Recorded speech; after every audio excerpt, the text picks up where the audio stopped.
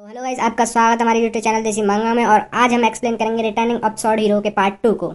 यंगसू के पूछने पे लड़का बताता है कि माउंट टूआ सेक्ट 10 महान सेक्टों में से नहीं है। ये सुन के यंगसू को सदमा आ जाता है और वो लड़के की गिरबान को फिर से पकड़ लेता है और पूछता है कि माउंट टूआ सेक्ट 10 महान सेक्टों में से क्यों नहीं है। लड़का बोलता है कि हाँ, शायद मैंने इसके बारे में मैप पे पढ़ा है। यंगसू बोलता है हाँ, ये मैप पे तो जरूर होगा। तुम इसके बारे में क्या जानते हो, मुझे जल्दी से बताओ। लड़का बोलता है मैंने पढ़ा है कि ये सेक्ट नष्ट होने वाला है और ये बहुत ही नीचे के स्तर पे है। यंगसू बोलता है ग्रेट माउंट हुआ सेक्ट, जो कि वर्ल्ड का बेस्ट सेक्ट है, वो नष्ट होने की कगार पे है और सबसे निचले स्तर पे है।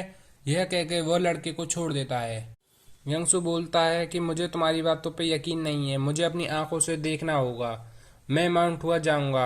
लड़का बोलता है तुम्हारी जगह अगर मैं होता तो मेरी दोबारा पिटाई ना हो, इसलिए मैं चुपचाप भीख मांगता। यंगसू बोलता है चुप करो गधे, बस मेरे कुछ और सवालों के जवाब दो। सबसे पहले मुझे ये बताओ कि मेरा नाम क्या है। वो लड़का बोलता है कि एक भिखारी को नाम की क्या जरूरत है, तुम तो उनको कुछ भी बोल सकते हो, तुमको नंबर 6 बोलते हैं। यंगसू बोलता है हाँ, ये बिल्कुल भिखारी जैसा ही नाम है। और मेरी उम्र क्या है? लड़का बोलता है कि भिखारी की उम्र भला किसी को पता होती है। यंगसू बोलता है ठीक है, चलो अपना और उस लड़के का नाम बताओ जिसने मेरी पिटाई की थी। लड़का बोलता है मेरा नाम है नंबर 7 और जिस लड़के ने तुम्हारी पिटाई की थी उसका नाम है 8, पर हम उसे बैंगसो कहते हैं। यंगसू बोलता है कि मैं हमेशा अच्छाई को दुगना और बुराई को 10 गुना देता हूँ।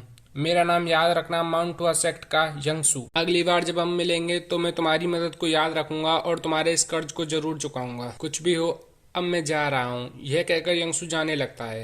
यंगसू दौड़ के जाने लगता है और थोड़े समय दौड़ने के बाद वह थक जाता है।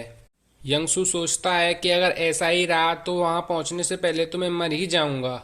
तो मैं वहां कैसे जा पाऊंगा, सोचो जरा। और वह शैतानी हंसी हंसने लगता है। यंगसू बोलता है मुझे अपनी पुरानी मार्शल आर्ट की ट्रेनिंग करनी होगी। औरों को नहीं पता, लेकिन ये कितना अच्छा मौका है कि मैं अपने शरीर की बुनियाद को दोबारा से बना सकता हूँ। वो अपना उदाहरण देते हुए बताता है कि जो लोग मार्शल आर्ट में ऊंचे स्तर पर पहुंच जाते हैं उन्हें इस बात का हमेशा दुख रहता है कि वे बचपन में अगर ट्रेनिंग ठीक से कर लेते तो उनके शरीर का बेस बहुत ही अच्छा होता और उनकी मार्शल आर्ट भी बहुत अच्छी होती, क्योंकि मार्शल आर्ट तो बस बेस पे ही निर्भर करती है। अगर किसी का बेस कमजोर हो तो उसकी मार्शल आर्ट उतनी निखर के बाहर नहीं आती। वो अपनी पुरानी बातों को याद करता है कि किस तरह वो ट्रेनिंग ना करने की बजाय पेड़ पे सोता था और अपने बड़े भाई की शराब को छुपकर पीते हुए पकड़ा गया था। और वो बोलता है कि मैं फिर से अपने बेस को दोबारा से बना सकता हूँ। ये तो कितने मजे की बात है। पहले मैं बैठने के लिए एक अच्छी जगह देखता हूँ। फिर वह एक जगह बैठ जाता है और अपने पुराने सारे मार्शल आर्ट को याद करने लगता है। वो याद करता है कि उसे सैकड़ों मार्शल आर्ट की तकनीकें याद हैं और माउंट सेक्ट की हर तकनीक आती है। उसे अंदरूनी ताकत बढ़ाने के भी कई तरीके आते हैं और वह सब तकनीकों में से एक माउंट हुआ सेक्ट की तकनीक को चुनता है, जिसका नाम होता है 6 कॉम्बिनेशन। ये तकनीक भले ही बाजार में सस्ती और कम दामों पे मिल जाती है और साधारण मानी जाती है, पर यह माउंटुआ की बेसिक तकनीक है। जो कोई सेक्ट में आता है सबसे पहले उसे यह तकनीक सिखाई जाती है। यह तकनीक किसी की अंदरूनी ताकत को जल्दी से बढ़ा नहीं देती, पर शरीर की अशुद्धियों को दूर कर देती है। मुझे इस बार कोई जल्दी नहीं करनी और एक एक करके कदम बढ़ाना है और अपनी बुनियाद को सबसे पहले मजबूत बनाना है, और ये तकनीक उसके लिए बहुत ही ज्यादा सही है। अगर मेरी बुनियाद मजबूत होगी तो मेरी मार्शल आर्ट पहले से भी ज्यादा ताकतवर हो जाएंगी। और फिर यंगसू मेडिटेशन करने लगता है और उस तकनीक का अभ्यास करने लगता है, जिससे वह पूरी ऊर्जा को अपने शरीर में इकट्ठा करता है और धीरे धीरे करके एक एक को लेके जोड़ता है और फिर उससे सारी शरीर की अशुद्धियों को दूर करने लगता है। इसके बाद वह शरीर के मध्य भाग में ऊर्जा का केंद्र बनाता है। यंगसू बोलता है अब ये काम तो हो गया, ये तो बस अब शुरुआत है। अब मैं अपने मार्शल आर्ट की ताकत को और भी बढ़ा सकूंगा, क्योंकि मेरा बेस अब और भी ज्यादा मजबूत है पहले से। यंगसू खड़ा हो जाता है और सोचता है मुझे माउंट हुआ जाना चाहिए अब जल्दी से। और वो जैसे ही चलने लगता है वो तभी गिर पड़ता है और अचानक से उसे याद आता है कि ये तकनीक शरीर की सारी ऊर्जा को खत्म कर देती है। कुछ समय तक शरीर में कोई ऊर्जा नहीं रहती चलने फिरने लायक, और उसे आसमान में अपने लीडर की छवि दिखाई देती है, जो कि हंस रहा होता है और कह रहा होता है कभी कभी तुम अपने दिमाग का इस्तेमाल करना भूल जाते हो। कुछ समय बाद हमें एक कस्बे का सीन दिखाया जाता है, जहाँ 2 भिखारी लड़के एक बड़े भिखारी आदमी से शिकायत कर रहे हैं कि किस प्रकार एक अनजान भिखारी लड़के ने उनके सारे पैसे भीख में मांग लिए। वह लड़का बहुत ही बुरी हालत में लगता है, इसलिए सारे लोग हमें छोड़ करके उसको भीख दे रहे हैं। बड़ा भिखारी खड़ा हो जाता है और कहता है ये तो हमारा इलाका है, वो इसमें ऐसे कैसे भीख मांग सकता है, हमें उसे एक सबक सिखाना ही होगा। दोनों भिखारी लड़के कहते हैं हाँ सही कहा, हमें ऐसा ही करना चाहिए। वो लड़के भिखारी आदमी को नए भिखारी लड़के के पास ले जाते हैं। बड़ा भिखारी पूछता है यही वो लड़का है क्या, और बोलता है अरे सुनो लड़के, अरे ओ गधे लड़के, तुम बहरे हो क्या। फिर हमें वो लड़का दिखाया जाता है जो कि यंगसू था।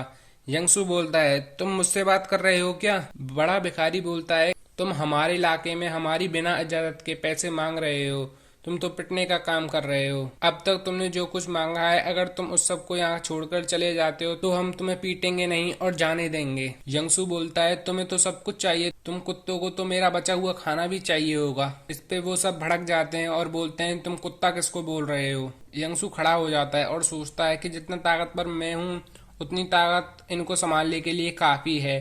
थोड़ा बहुत तो मुझे भी पटना होगा, लेकिन हाँ मैं इन सबको संभाल जरूर लूंगा। बड़ा भिखारी बोलता है ये लड़का मानेगा नहीं, सब मारो इसको। और दो भिखारी लड़के उस पे टूट पड़ते हैं। उनमें से एक यंगसू पे मुक्के से हमला करता है, यंगसू बच जाता है। फिर यंगसू एक घूसा उसमें मारता है और वह ढेर हो जाता है।